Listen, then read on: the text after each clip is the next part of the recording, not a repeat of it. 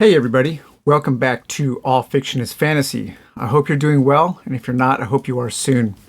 Okay, today on All Fiction is Fantasy, we're going to kick off the first episode of an underrated authors series.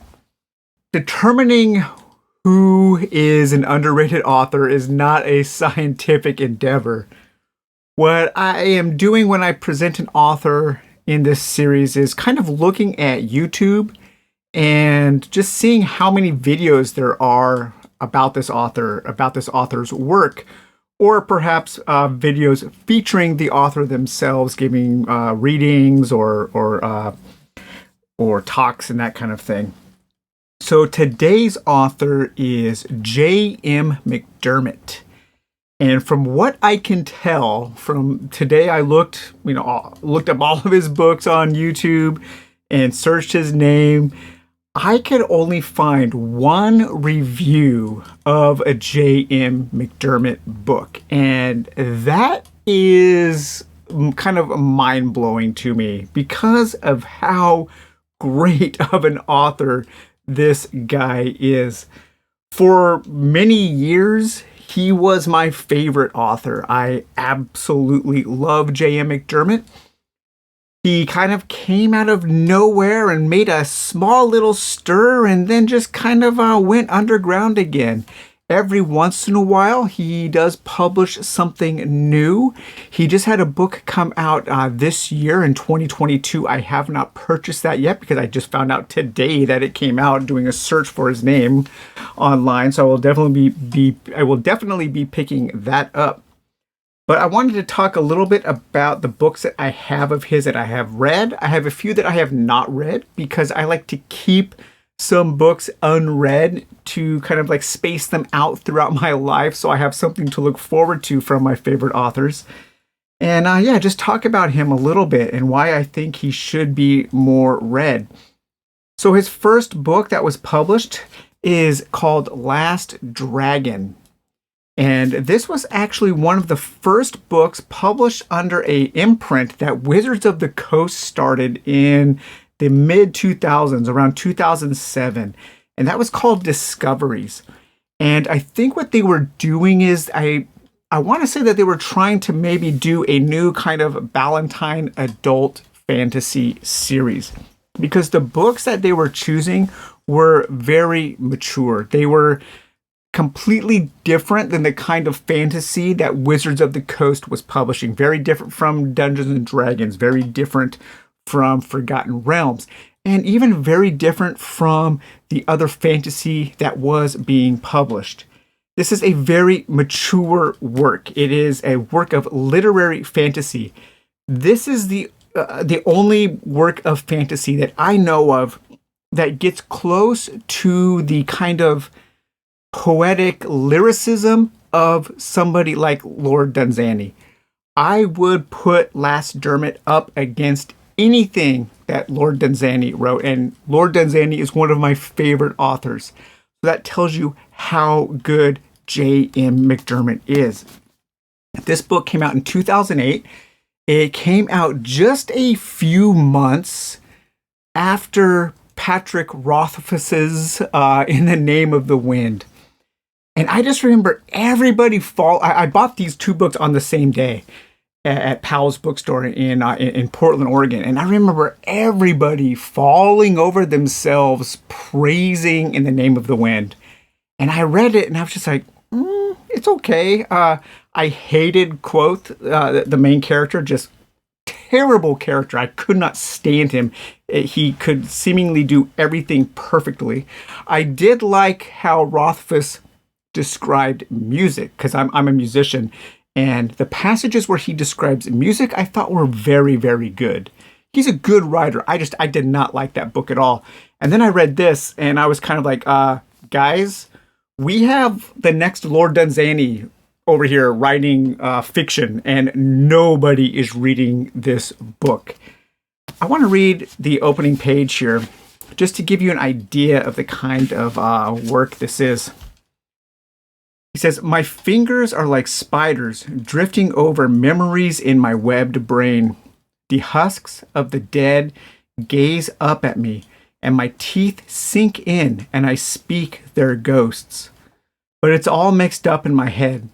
I can't separate lines from lines or people from people. Everything in this web, Asumi, even you, even me. Slowly, the meat falls from the bones until only sunken cheeks and empty space between the filaments remind me that a person was there in my head. The ghosts all fade the same way. They fade together. Your face fades into the face of my husband and the dying screams of my daughters. Asumi, your face is Seth's face and the face of the golem. Asumi, do you remember the night before you left? We threw a grand ball in your honor. A skald sang of the glorious deeds, my husband's, and even yours were sung. And Adele's glorious song eclipsed us all. 300 cantos extolling her deeds were barely enough for the ones who didn't know her when she was alive. I knew her. You didn't. I didn't know if she was really our savior or simply the monster who fooled us all. Both, perhaps. I don't know. I never did. I think she was my friend, but even that's fuzzy. For all I know, I was a weapon for her, no better than any mercenary. Or perhaps it was her friend, like a trusted weapon at her side, a trusted warrior, and she is a hero worthy of song. So this says, this goes on to say that Zahn has been sent to find her grandfather, a man accused of killing not only her family, but every man, woman, and child in her village. What she finds is a monstrous shell of a man, a city of angry secrets, a family dissolved by ambition, and a web of deceit that will test the very foundations of a world she thought she understood. Last Dragon is the measuring stick by which I measure all modern fantasy. And it's such a shame that it is so underread, so underloved, and it really deserves a lot of attention. This book here is The Lady of the Tiger, Death, Mask, and Eulogy, and Other Reimaginings. This book is actually a print on demand. J.M. McDermott kind of undersold so much that a lot of his stuff was print on demand and self-published, which is just like, oh my god. The stuff that gets published as fantasy these days that sells so many copies, and somebody of this caliber can barely get work published. It's a travesty, really. But this says, in these tales of high fantasy and science fiction, cities grow on the back of humongous lizards, where a young boy crashed down must choose his lady or tiger. A mostly nameless wanderer seeks to trade everything he has to find a homeland, skin, bone, pain, and soul. A basilisk builds a palace of stone made of prisoners, and he is honored as a king. There are nightmares, dreams, other myths, and other reimaginings. This is a collection of early novellas and short stories that McDermott wrote, and it includes about 12 stories, and the ones that I really like are Death, Mask, and Eulogy, War Beetles, King Basilisk's Palace, and The Lady or the Tiger. Very good. And then we kind of move into a trilogy, his only series, and that is another thing that is just so awesome about Last Dragon. It's one book. It's an epic fantasy that is one and done. You don't have to wait 7 years or a lifetime for it to finish. Oh god, yeah, Last Dragon. But here we have his only trilogy, and that is the Dog's Land trilogy. And that consists of Never Knew Another and When We Were Executioners. Now, both of these were published by Nightshade Books. And there was a time when my friends and I, we would go to a bookstore and we would just go up and down the shelves looking at spines, trying to find the Nightshade Books imprint or the Subterranean Press imprint. It turns out the owner, the original owner of and starter, the guy who started Nightshade Press, is actually a fan of the Dungeon Dive, my other channel, and we've been talking online for a couple years now. Really cool guy. But Nightshade Press did the first two, and then I think they went under before the third one came out. So if we maybe wouldn't have gotten the third one, but somebody ended up picking that up, and that is called We Live Together. Unfortunately, it looks different, and I don't think the covers are nearly as good. But this is a really interesting fantasy trilogy. It is urban fantasy, but not in the sense that most people think of when they think of the term urban fantasy. This isn't Neil Gaiman. This isn't Butcher. This is urban fantasy in the sense that I could imagine it takes place in a medieval setting, but it's urban like The Wire is urban or like The Sopranos is urban. It's very gritty, but I wouldn't call it grimdark. It just has a real sense of exploring urban decay in this interesting kind of mystery that unfolds over the three books in the series. It's very slowly paced and it's punctuated by moments of extreme violence. But this is really, really good. This is that fugitive Rachel Nolander is a newcomer to the city of Dogsland, where the rich throw parties and the poor just do whatever they can to scrape by. Supported by her brother Josh, she hides out in the squalid apartment, living in fear that someday someone will find out that she is the child of a demon. Corporal Jonah Lord Joni is a demon's child too. But instead of living in fear, he keeps his secret and goes about his life as a cocky, self-assured man of the law. Never Knew Another is a story of how these two outcasts meet. Just a fantastic trilogy, highly recommended. And then we come to probably his second best that I've read after Last Dragon, and that is his main short story collection, Disintegration Visions. This is a fantastic collection of short stories. One of the all-time great collections of weird science fiction and horror kind of short stories. Absolutely brilliant. Sometimes it's not what you say, but how you say it. These are the words of fantasy author J.M. McDermott. McDermott says it with aliens, magical frogs, and the Berlin Wall. Share his discoveries in nature, bug-infested basements, and visions of death. Visions of the future, visions of forgotten pasts. Every story in this book is worth your time. My two favorites were called The Love Song of Jack McNally and Man in the Mountain. But I absolutely love this collection, and I've been thinking about rereading it. I am, over the years, going to do detailed reviews of all of his books. And finally, the last book that I have read for McDermott is Women and Monsters. The women and monsters of Greek mythology rarely get to speak for themselves. In this new collection of stories, Eurydice, I'm terrible with Greek pronunciation, you'll have to excuse me, wanders an abandoned amusement park. Despite her husband's love, Ariadne becomes addicted to gypsy magic long after she was left on an island. Iphigenia dies at Eulius. Confused and scared, Corey dreams of leaving her mother, her small town, her mundane, simple life. There are monsters too, Charybdis and Scalia and Serenitus and the Gorgon. There are as many versions of the myth as there are grandmothers in Greece. There are always more myths, more versions. Sing, Muse, for yourself. So in this book, it's another collection of short stories in which McDermott kind of re-envisions Greek mythology from the point of view of the women characters, the females, and the monsters. And I do believe that McDermott is one of fantasy's great feminist authors, and that's one of the reasons why I do appreciate his work so much. And now we have 3 of his books that I haven't finished, so these are on my shelf to savor, my shelf to space out. Hopefully I don't die unexpectedly soon and don't get to read them, but I want to have something to look forward to. And that is, this is his latest. Well, he has one after this now, this year. But up until this year, this was his latest. And this was in 2016, I believe. That is The Fortress at the End of Time. And this is probably his most kind of straightforward science fiction. This is that Captain Ronaldo Aldo has committed an unforgivable crime. He will ask for forgiveness all the same, from you, from God, even from himself.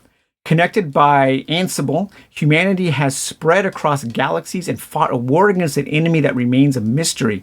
At the edge of human space sits the Citadel, a relic of the war and a listening station for the enemy's return. For a young ensign, Aldo fresh from the academy and newly cloned across the Ansible line. It's a prison from which he may never escape. So this book McDermott actually sent to me many years ago, and he was pretty discouraged because when it came out, it got a lot of negative reviews, and he really wanted my opinion on it because I had talked to him a few times before, and we kind of developed an online friendship for a couple years through email correspondence.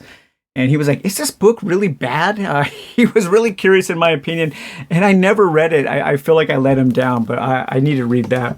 And then finally, we have two more. Straggle Taggle. This one was 2015.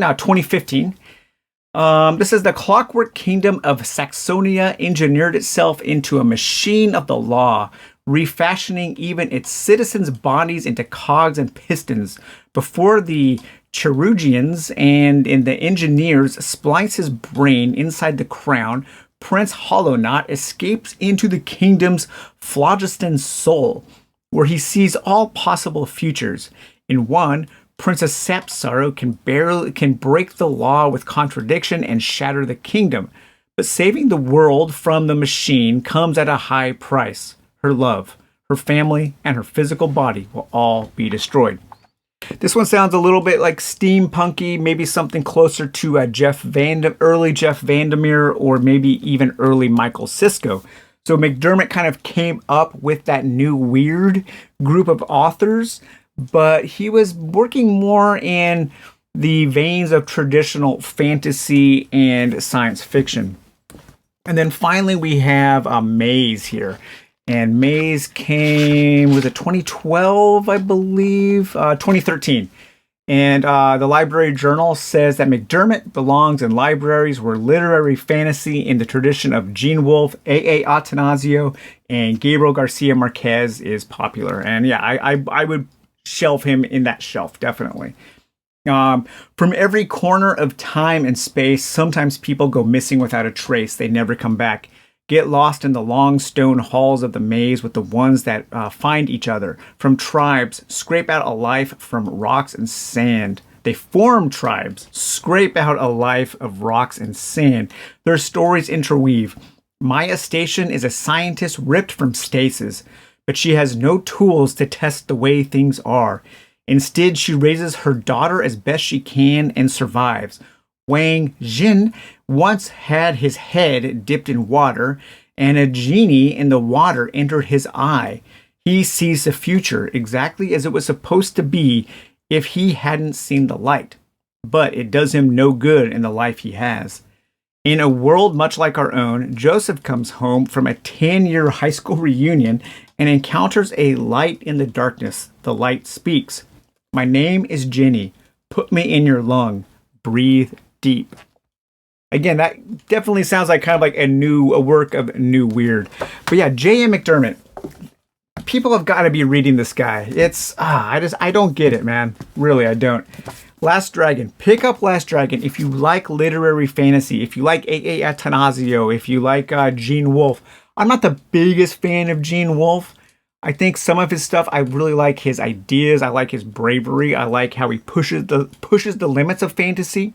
But I always feel like he's pushing me away as a reader. I feel like Gene Wolfe is purposefully being obtuse in order to push me away and make me work to get to the points of his novels. J.M. McDermott works in that same kind of literary tradition of being a literary fantasy author, but I feel like he is pulling me in. He is embracing me as an author and imploring me to just be entertained by his fiction. And in that sense, I put him up next to Lord Denzani, especially Last Dragon. Sorry guys, well I hope you enjoyed this video. We'll talk to you later. Bye bye.